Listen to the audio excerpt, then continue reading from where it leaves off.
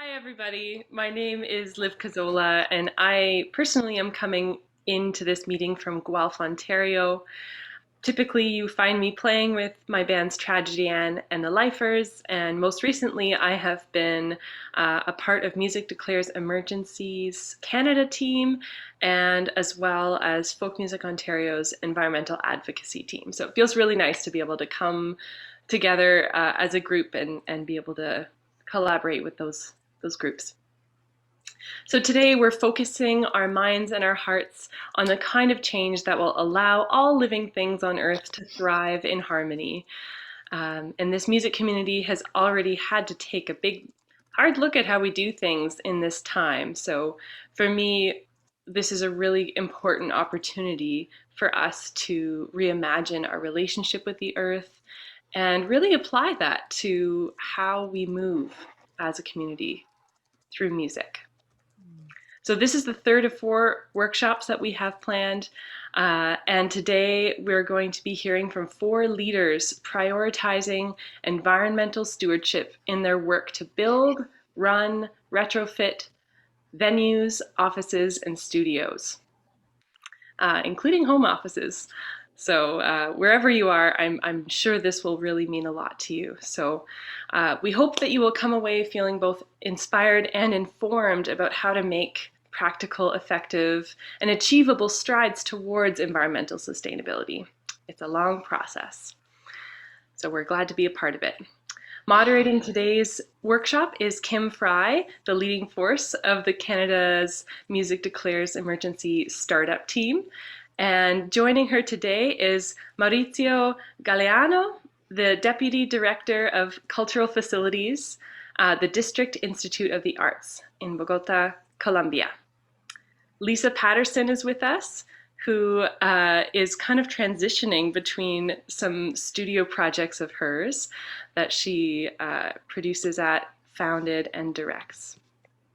Grant is beaming in for us, Grant Troop. He is the Vice President of Operations for Massey Hall and Roy Thompson Hall. And last but not least, Nadim Missaghian, the Executive Director of Operations and Security Services at the National Arts Council. The National Arts Center. Without further ado, I will hand it over to Kim to take it from here. Thank you so much, Liv, and thank you to all of our speakers, panelists, and to everyone who is here participating in this today. Very excited to have this series be a collaboration and a way to highlight all of the work that we can do around sustainability in the music sector in Canada. So I wanted to just spend a moment just going over the agenda and giving a bit of context of Music Declares Emergency. So we're going to ask and invite each speaker just to talk about their intention behind being here and introduce the place that they're speaking about and any plans that they have. We're going to have a moderated discussion. So we have come up with a bunch of questions that we are going to pose to the panelists. And then at the very end, we'll have about a 15-minute section for Q&A. So any questions or comments that we have from people who are joining us so that we can further the discussion and all leave inspired. And that could include even commitments to action. So as Liv said, we have a small working group in Canada that's doing Music Declares Emergency here. Music Declares Emergency is a group of artists, music industry professionals, and organizations that are calling on all those within the industry to join us in declaring a climate emergency and to work together towards making the cultural and operational changes necessary to contribute to a carbon neutral future. This organization was launched in the UK in July 2019. And what the UK group has managed to accomplish is incredible. They have recording studios, they have record stores, record labels, publishers. Sellos musicales, que todos se han unido. Develop a roadmap and a blueprint for how deep transformation can happen within the music industry in the UK, and have decided that they have the capacity to support going global on this plan. So we've been in contact with them almost since the start, but really in earnest started to work towards creating a Music Declares Emergency chapter in Canada in December, January. So it hasn't been very long. We formally launched in March of 2021. And we've been very busy. It's a small group of volunteers, and we're looking to partner with others and to try and make a big difference in the music industry landscape in Canada and beyond. We have a video up on our YouTube page if you would like to learn more about our organization and listen to our launch. But that's it for now about Music Declares Emergency. I'm really excited because I feel like grounding the music that we all love and listen to in the specific places where we can go and hear it live, or where it is created, is an exciting prospect, given that so little of that has happened in the last over a year. I think we're all in so much anticipation of things opening up again.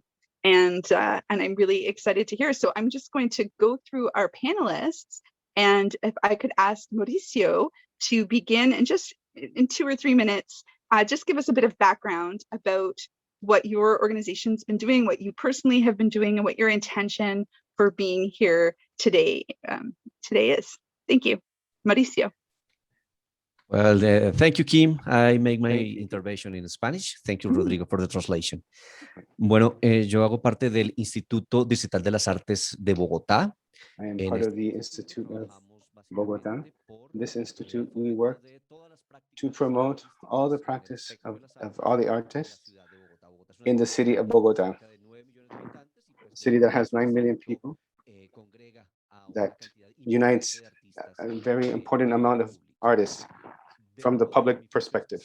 My function specifically, I am the subdirector of equipment in the music area, where we help produce in many venues, theater houses that are associated to the practices of arts, not just in the music, but in the sciences and technology too. We count with the theater of Jorge Gaitán, which is one of the biggest theaters in the city. Close to 1,700 people can attend. We also have, it's the Media Torta Half Moon Theater, which is an open air theater, which will be 84 years old. We also have the theater in the National Park, which is one of the first theaters established for children, and also we have the planetarium of the city, which is in charge of the science and technology exposure. And we also have the platform set up for exploration in the digital arts. And we also have a radio that transmits. We have also 2 mobile stages, like trailers that move around the city, where they have different expressions of all the genres all over the city. Bogota is a giant territory, so we need to go to all the possible places with these strategies. And so we also have the new scenarios, that is the Ensueño theaters, which is the most in the suburbs of the city, which is new theater. It's been inaugurating very recently, which is looking to promote the scenic arts in the suburbs.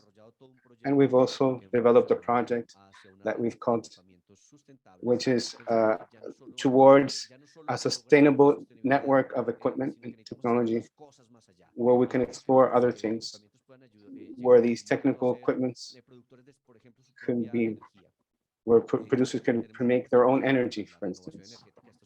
So we put a lot of effort into renewable energy. So we have a lot of infrastructure that's over 50 years old. So that's a challenge. So we have to help to reduce the carbon print that we have. So we want to make sure that we make into the established objectives through these different scenarios that involve the communities, the producers, and also involves the providers of services, but also to the artists that can see through the renovations of practices through culture.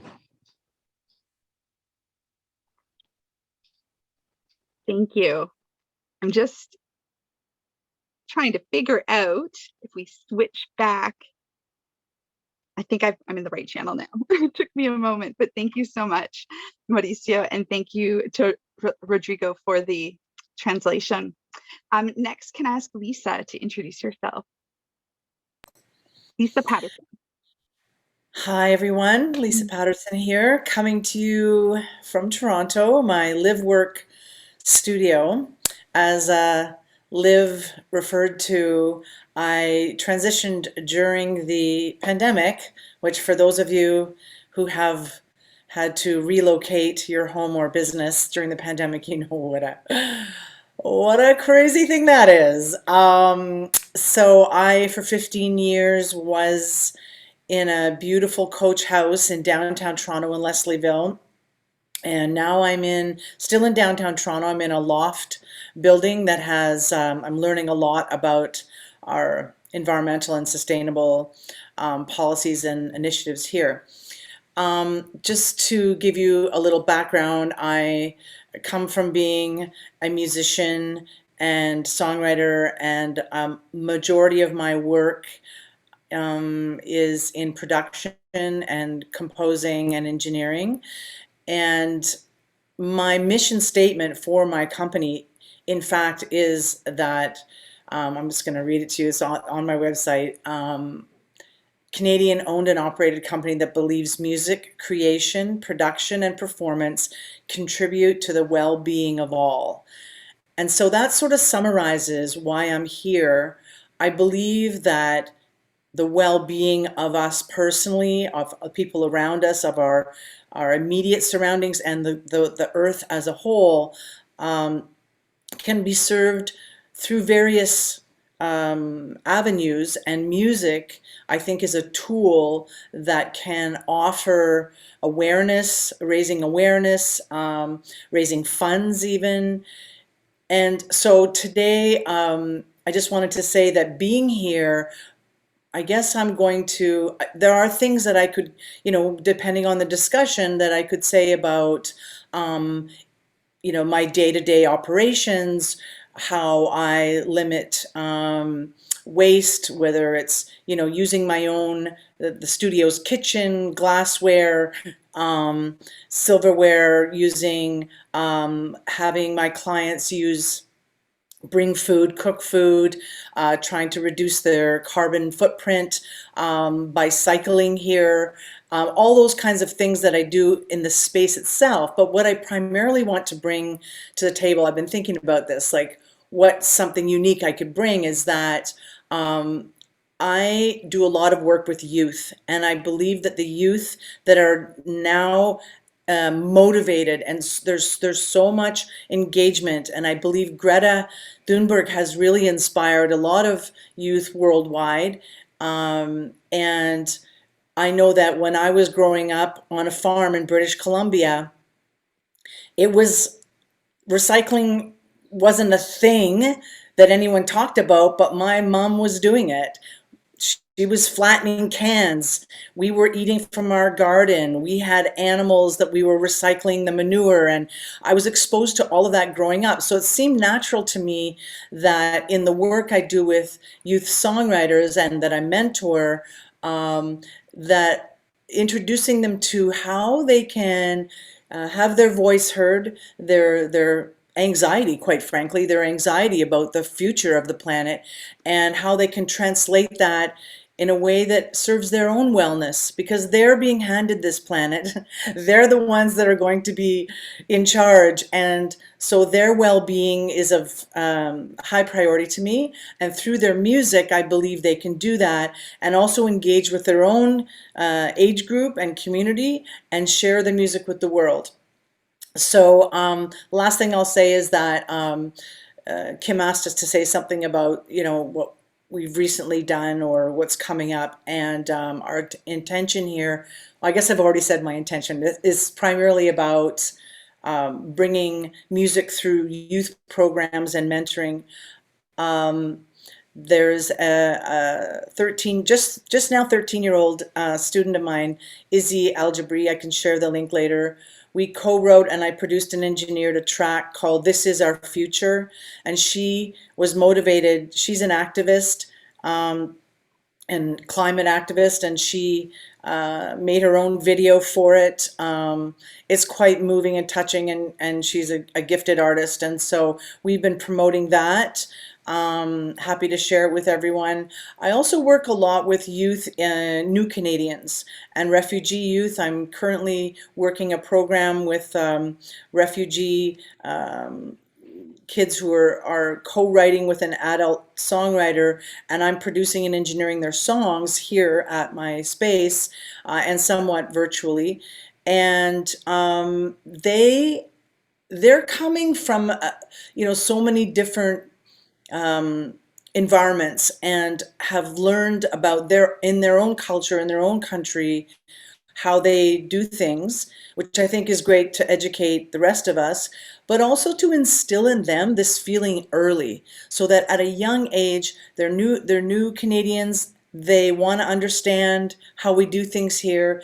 And I feel like through their songs, expressing themselves and just being around each other and talking about wellness, the wellness of the earth, the wellness of their families, and how we're going to take care of the planet. So thank you, Lisa, for that very holistic perspective and intention. Thank you. Next, we're going to hear from Grant Troop from Massey Hall and Roy Thompson Hall. Thanks very much, Kim. So yes, I'm coming to you live from Roy Thompson Hall. As all of you can appreciate, there's really not been much happening at Roy Thompson Hall for the last year. We've been closed due to the pandemic. Home of the Toronto Symphony Orchestra, but unfortunately, nothing happening here right now. And obviously, we're very hopeful as we get through the summer to get back on track. Our other major operating venue, Massey Hall, and I think you all know that we operate two, roughly 2,500 to 3,000 seat soft seat venues in Toronto. Massey Hall was closed intentionally in the summer of 2018, and that was to embark on a major revitalization of that venerable facility. A lot of you will know that Massey Hall has been around since 1894, 125 years of continuous operation, somehow muddled through all of those lean years, and eventually became, what is arguably one of the most iconic music and concert venues in Canada. And so the revitalization had to take many different aspects, and one important one related directly to sustainability, accessibility, and patron safety. Now, we need to balance that, obviously, with the performance environment and ensure that we maintain the renowned acoustics of the hall. And I'm going to talk a little bit about trade-offs in design and sustainable practices later. But that's really my intention, is to give all of the listeners a little bit of a glimpse into our project and what we're doing in the perspective of sustainability. In terms of me, I actually started my career as a geologist. I studied geological engineering, and that's a very common question. How does a geologist wind up in the music industry? And that's a great question, and I don't actually have an answer to it. I think it just kind of happened. But my background in science and my degree in science led me to a long career at the Ontario Science Centre, and there I was able to directly be involved in the popularization and communication of science for the general public, and very clearly the importance of understanding the complexity of our world, the equilibrium in all of our natural systems and biosystems, biodiversity, and sustainable resources was very much a part of the communication stratagem at the Ontario Science Centre.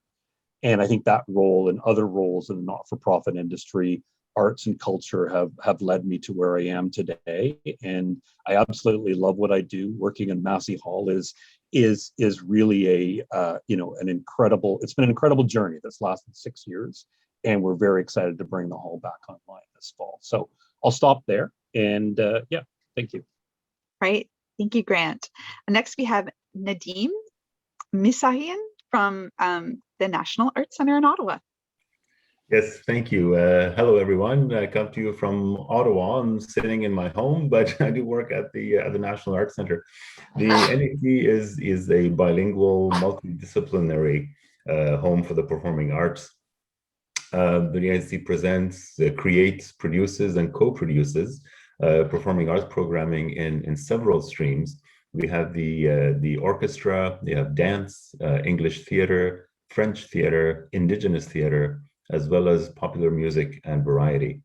The building is just over 1 million square feet, including a parking garage, which is underground.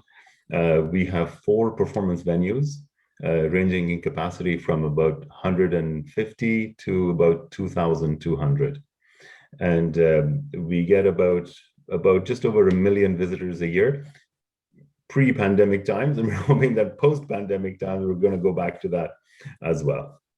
We have several public spaces in the building as well, where we provide sort of free concerts every once in a while, and we have Toddler Tuesdays, which are very popular. Kids come into the building and hang out and listen to music and play games and so on. We, in terms of sustainability, historically there had not been that much of a drive towards sustainable practices. There was a group of sort of passionate people in the operations team who wanted to make sure that things were sustainable practices were adopted. Over the past 3 to 4 years, though, that has shifted. There has been a shift in sort of the cultural understanding of what environmental sustainability means and what we can do in the arts community to advance that conversation. We have completed an energy audit of our building. Understanding that the building is so big, of course, the majority of our greenhouse gas emissions are from energy consumption. So for heating and cooling and so on. So we try to identify sort of the low-hanging fruit so that we could get those done right away, get a quick return on our investment, take that return and invest it in other sustainable projects going forward, because like everyone else, we're strapped for cash and so on, right? So a couple of quick things that we were able to realize were in our garage, for example. We had the temperature, just as a quick example, we had a temperature setting in our garage, even in the winter, of about 15 or 16 degrees. But then we brought that down to 10 or 11, saying, hey guys, it's winter, you should put a coat on when you're going into the garage. And that actually reduced our energy consumption by quite a bit. And the other thing, we have installed carbon monoxide monitors, for example, in our ductwork of the air system that manages the garage, so that it senses the level of carbon monoxide in the air, and the fans kick in at a higher rate only when required, and then they go back down to very low speeds. That way also we're reducing our energy consumption considerably. We have also instituted a waste reduction and a composting program for the entire building. We do have a restaurant and catering services as well, and they have switched to compostable plastics for their plates and forks and knives and cups and wine glasses and so on, so that during the performance, when folks come out at intermission, they can grab a compostable equipment to take back with them, and then we just take those and compost them. And once that has been composted, we put it in our organic outdoor herb garden. And we also have a beehive that's sitting beside that. And we harvest the honey from the bees and use it in our restaurant. Wow. So there are a few things that we're doing on an ongoing basis. And really, we have implemented several energy saving programs. Over the past 3 to 4 years, we've been able to reduce our greenhouse gas emissions by about 30 or 35%. From our 2017-2018 baseline. We're also participating, those of you who are in Ottawa would know about the Energy Services Acquisition Program that the federal government has implemented, where they're changing the medium of heat from steam to low temperature hot water. And that is going to reduce our energy consumption quite a bit as well. So I'll stop there. My intent for participating in today's conversation is just really to advance the conversation on environmental sustainability, because the arts have such a power to advance these concepts, and we need to tap into that power and get the community engaged and advance in the correct manner forward. Thank you.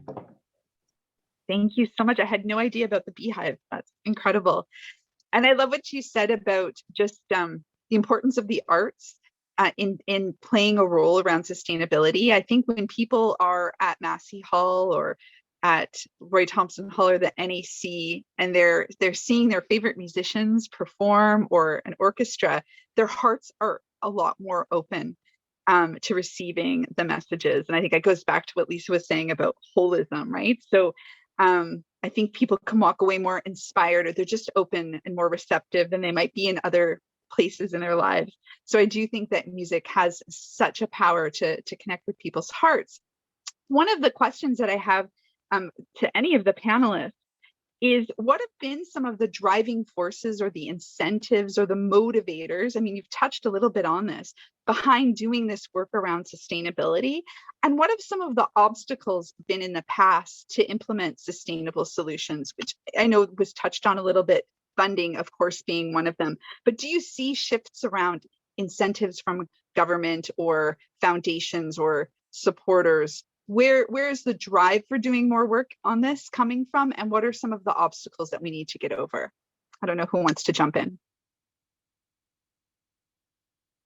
Sure, Nadim. I'll jump in. Sorry.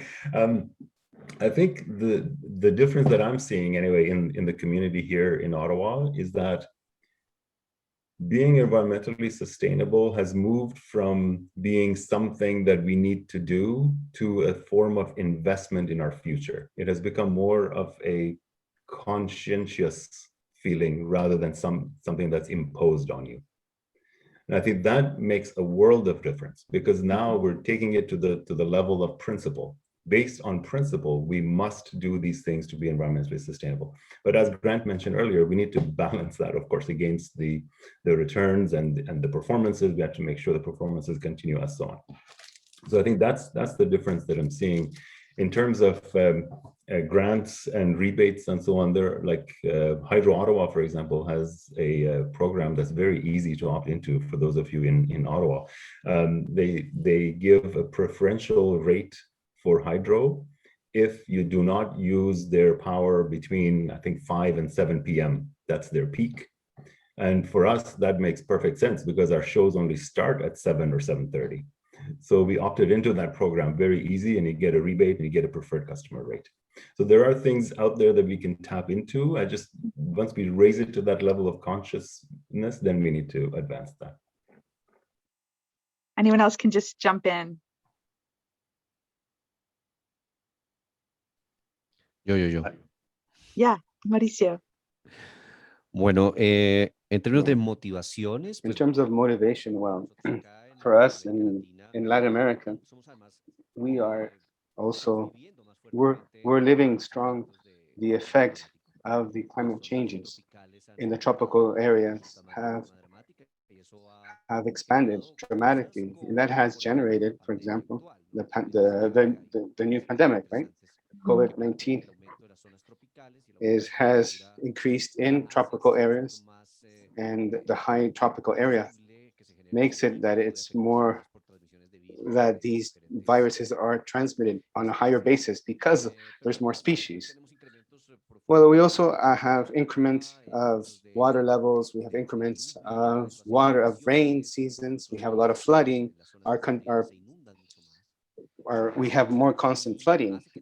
And so this makes that the topic becomes urgent, that this justice for environment is not something like a data, it's not something academic, but we live it every day. And so in this moment, in our country, we have a lot of flooding in the western part, which are very strong, and that affects the daily life. So our motivation really is that we have to do it. We have to do it now, immediately.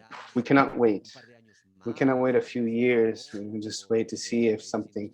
Well, the industrial countries will decide to reduce their consumption.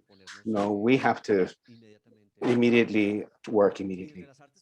And from the arts, we have a saying, like our colleagues say, the artists do have a lot of things to say. And so our great motivation is that we're looking at a reality that jumps at us on a daily basis, that we have to do things.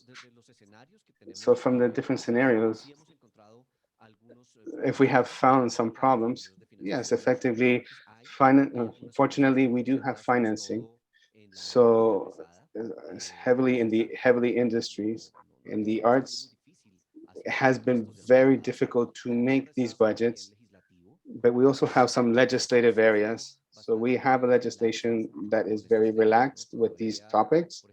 So for example, we don't have any norms that regulate the use of plastics at one sense. So this is something that we can promote, but right now there is no normative that could help us to promote this. So to do this job. We also have some technological challenges like the processing of waste. There are very few areas that they can recuperate and regenerate and clean these plastics. So there's a lot of plastics that go to the garbage.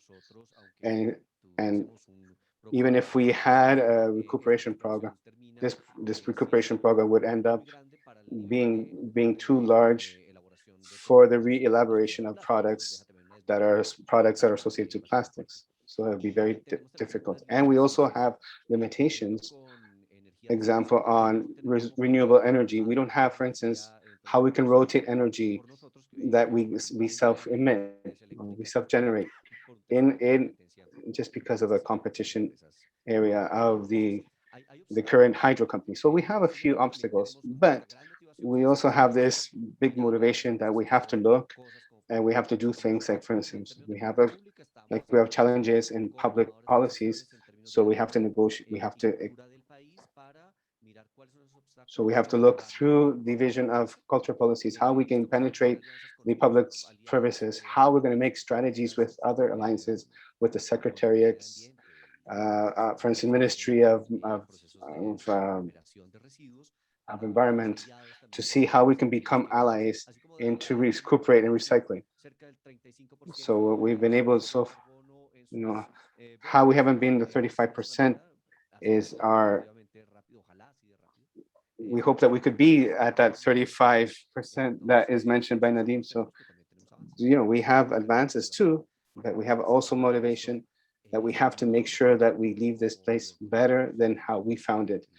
And better how much we have done in this situation of what the planet is right now. So, and that is the situation we're at. There we are. Right now, in this moment, we are doing a small event that's called Viva el Planeta, Long Live the Planet. We'll be online with artists that are also activists that are and they're also recording in our spaces. That they'll be doing a conscious concert that will be publicly exposed, that is a tribute to the environment. So it will be transmitted into our households. Thank you for that. And thank you for just the reminder or being explicit about how not everyone everywhere in the world experiences the impacts of climate change in the same way, right? There are unequal impacts, and many countries in the global south, or even in parts of Canada, are much more on the front lines of the climate emergency. And it is an emergency, and there's real urgency, which is why, as Lisa mentioned, I think Greta Thunberg has resonated with so many young people who profoundly feel that sense of urgency. Grant or Lisa, did you want to jump in? Sure. Go ahead. If you don't mind, I've got a couple of comments on this. So, obviously funding / cost, competitive market pressures, and risk factors of the known versus the unknown are all, they're all obstacles to us changing. Siempre hay desafíos, obstáculos que están particularmente en esta industria. Performance are maintained, and this was part of what I was talking about with regards to trade-offs earlier. But the one thing I would say is that even the energy companies are trying to come up with ways for buildings and institutions to lower their carbon footprint and be more sustainable. And I'm just going to tell a little story about the Massey Hall project that relates to sustainability. That's actually quite interesting. We were invited to a workshop that was hosted by Enbridge, which is a gas company. We don't even use gas at either Roy Thomson Hall or Massey Hall, nor did we have any intention of using gas, but they were doing a savings by design project, or a workshop. So we went to this, and as a result of that workshop, we were interfaced with people from Enwave Corporation. Now, we had been working with Enwave for a number of years on district heating steam, basically. And it's great in an urban center like Toronto. There are a lot of downtown buildings that are on steam. But the alternative technology that they've been developing is called deep lake water cooling. And basically the idea behind it is you draw super, super chilled water, almost at the point of freezing, from the bottom of Lake Ontario. You pipe it up into the city through these big plants, and then they're using that in place of traditional chiller and cooling tower technology to cool buildings. It's obviously a very sustainable resource as long as we have Lake Ontario as deep as it is, as long as we have winters in Canada and Toronto the way we have them, or at least a reasonable semblance of that. You're going to have an endless supply of cool water from the lake. And so it was absolutely a very attractive proposal to us. The problem being that they hadn't run the deep lake water cooling pipelines across Yonge Street yet because of the subway. So there was a cost factor for us to implement that solution at Massey Hall, but ultimately we selected it, even though it was more costly, because we felt like it was the right thing to do. And the feeling is, okay, Massey Hall's been there for 125 years, and our project is about having it there for at least another 125 years. So why wouldn't we select a technological solution for cooling the building and keeping artists and patrons comfortable at all months of the year? Why wouldn't we select such a technology for implementation there? So we did, and we're just in the process of commissioning it now. But as I said, it was more costly, and it did require a little bit of a leap of faith on our part that we could actually get the lines run to the building, and that we would have the solution for maintaining environmental conditions in Massey Hall as required. So yeah, I mean, it's just a little bit of, I think, a story and an anecdote that relates to this. Mm-hmm. Thank you. N-Wave is really amazing. If folks don't know about it, look into it. A lot of the big buildings in downtown Toronto are cooled using N-Wave. Lisa, did you want to, thank you, Grant. Did you want to jump in? Yeah, just a quick one about both motivation and obstacles. I really resonated with Nadim said about our core values. It starts there, and I do think that that's why, for me, having these conversations like we are right now, but we're all adults in a conversation. The thing that gives me motivation in terms of the artists that I work with, an Indigenous artist that I've worked with, I've recorded and produced several of her albums. Brenda McIntyre, Medicine Song Woman, does a lot of drumming and singing about water and respecting water, and all kinds of her songs and her todas sus canciones y su mensaje me da motivación a mí para inspire others. On a pragmatic level, something that gives me motivation is hearing that there's this new, if you were going to build a studio, materials are a big issue. So I'll just keep this short by saying there's a new material being made out of denim, which is cheaper to make and more sound efficient, and way better than using fiberglass, way safer than fiberglass. So these things give me motivation and hope. And the thing that is daunting and a bit of an obstacle still, even though we have better recycling and ways to, to hopefully not let equipment that's in studios, so much electronics, so many cables. When I moved, I had bags of electronics, especially electrical cables that I don't use anymore, that either don't work or I haven't gone through them. So sorting through all of that really reminded me, we do have better recycling now. There is,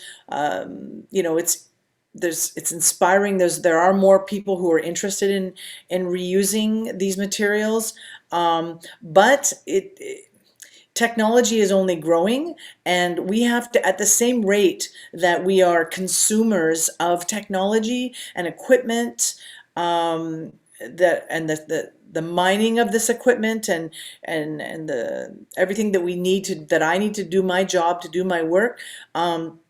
We have to meet that with, well, what do we do with all of those iPads, iPhones, or not just iPhones, but computer systems and electronics, hardware, software, things that are just going to end up in a landfill site, being able to constructively reuse, because the planet is not going to be able to house these plastics, as was mentioned by Mauricio, the waste management of that.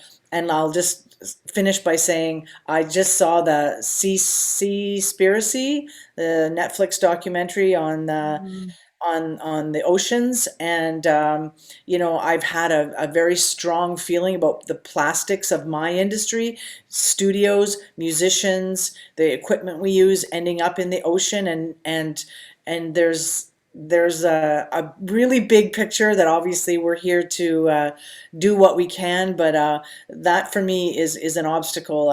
Sometimes I feel really daunted by the task at hand.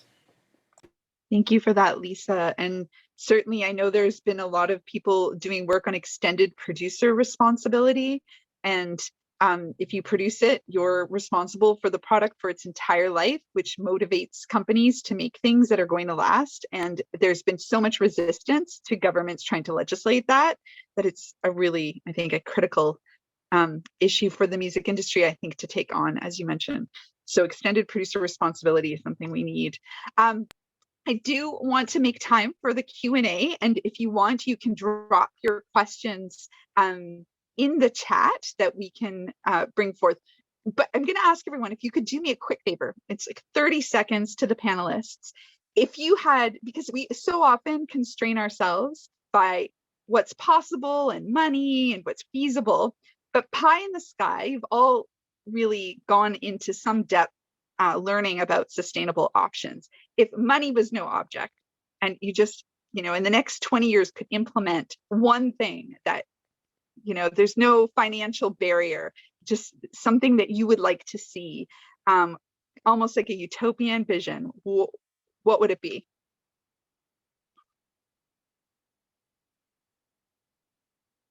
Anyone want to start? Sure. I'll go first if that's okay. Sure. So, I mean, I think Lisa was just talking about that Netflix show about the oceans. And for me, I've always been a big biodiversity person, and I'm very cognizant of the number of species that have just disappeared from this continent since the colonization of North America. And it's a stunning and very dramatic and sad story. And I guess as a geologist, recognizing how long it's taken to create sort of global equilibrium and develop, sort of that harmony of nature. I mean, we're talking about millions and millions of years. So the thought that you could suddenly have new species come back online so quickly it's difficult to imagine. But at least if we could halt the decimation of the biodiversity of this planet and have at least as many species 20 years from now as we have now or 10 years ago, that to me would be a major win. Okay, thank you. Anyone else? Just jump right in. Sí. So, yes. We have a few dreams. One, that our stages can create the same energy that they use in different forms. It could be from wind power, from solar panel. It could be from any type of energy. And that's what we dream, that we can alter, like for instance, the floor of our stages, through the music or anything that touches it, could create its own energy. And that's possible. There's technology that helps us. So for instance, every time that you go through our stage, you are self-creating the energy that you need to produce your spectacle. That we could have also some processes of recuperation of water. Bogota is a city that rains a lot, and a lot of water is wasted through the rain. It just goes through the sewage. So we need to recuperate the water from the rain, and we also need some isolation for roofs for the sound emission. I think that we could get there in 20 years. That would help us a lot. So we could have better stages and better shows too. I love those ideas. Thank you, Mauricio. Okay, this is going to be really utopian. Yeah, go for it. Sort of like what Grant was saying about this ability for nature to restore itself with us getting out of the way is this pandemic has been a great pause. And I've been looking actually online to find, maybe Grant can throw it in the comments here in the chat, where can we find anyone who's tracking the amount of rebirth or species that have, some sort of respite that they've had to come back over this past year and a bit. What is the recovery rate? So my utopian wish would be that if humanity, and we're not good at this because we tend to keep repeating our bad habits and our greed gets in the way and profit and all that, but if we could have an annual pause, and that means flights, I'm sorry, no one would be able to tour, but like a 1 month pause, I don't know, that's maybe too long for some people, but if we could pause all of the spewing. And what has been happening in this pandemic is we see that we can survive, that we can allow Mother Earth to heal and to come back a little bit.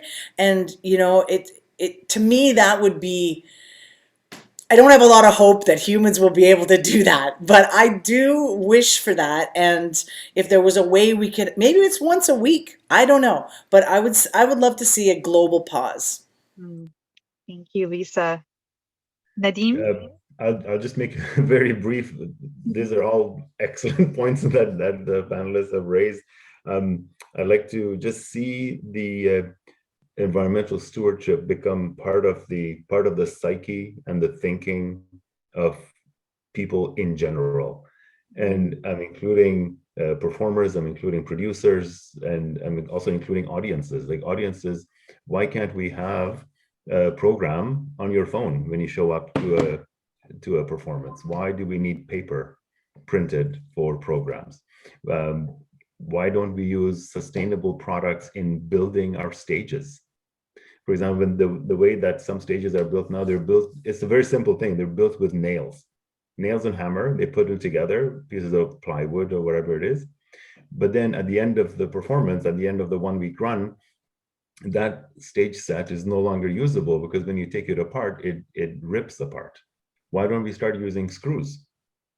Then you can unscrew it all together. So there's some labor involved in that. There's some cost involved in that. But I think in my utopia, people are always thinking about that before they start implementing something. And that becomes one of the priorities as we move forward. Excellent, thank you.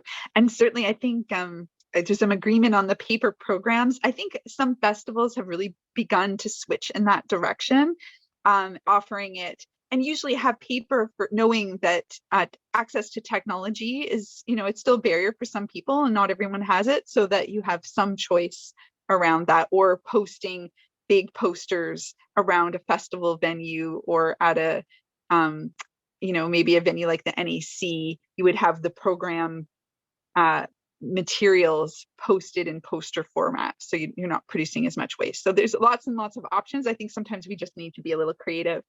Liv had a great question, which was, are there any venues or locations that you look to, could be from around the world, for inspiration? And have they done specific things that you would like to emulate or that you've been inspired by?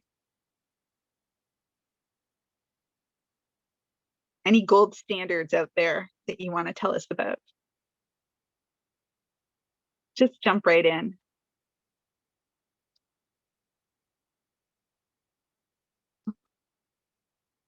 Maybe do any of our audience just put it in the chat if you know of an example of a venue that has done really amazing things. I do know that there are some recording studios in the UK who have been very active with Music Declares Emergency there and are working towards, energy audits, material audits, encouraging cycling, etc. So Sandra, do you want to unmute yourself and talk a little bit about the National Theatre? Hi everyone, how are you? Yeah, I'm here with Mauricio Galeano from IDARTES. Yeah, just writing you down there in the comments that we actually love the model that National Theatre in London has. They also have these bee hives, and they also have a strategy on local food, on vegetarian um, uh, different alternatives that they have in their restaurants. So that's quite amazing. But also they have an energy policy, which is also amazing. Their buildings are powered by wind and solar energy. And that's also a nice example for us. We've been trying to reach them. So if any of you have the possibility to reach them, that would be amazing for us. And yeah, that's one of our role models at IDARTES. Thank you. Thank you. Gracias. Anybody else want to jump in with a place that you've looked to for some inspiration?